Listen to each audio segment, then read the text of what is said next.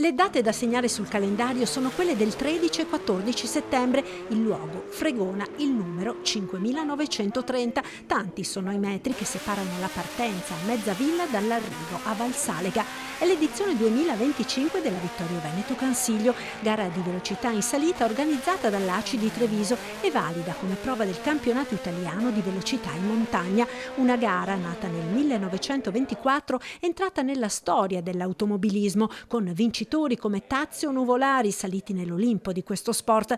È una gara che ACI Treviso ha voluto riprendere 3 anni fa. In 3 anni siamo riusciti a portarla da una gara di semplice velocità in salita, prima campionato italiano e quest'anno a super campionato italiano, quindi con coefficiente 1,5. Consideriamo che siamo la gara con maggior titolazione al nord Italia, escluse le super salite tipo Trento Mondone, tipo altre che sono così, però la nostra insomma è quella che è maggiormente riconosciuta e questo ci inorgoglisce noi come ACI Treviso. Quella di quest'anno sarà l'edizione numero 43. L'ultimo pilota ad averla vinta è stato il trentino Diego De Gasperi, che in collegamento alla presentazione della corsa ha parlato degli standard di sicurezza della gara. Sta facendo un lavoro incredibile sulla gara del Cansiglio e questo grandissimo lavoro alla fine porterà anche risultati perché ne potrà beneficiare anche la popolazione locale, quindi fruirà di tutte queste modifiche anche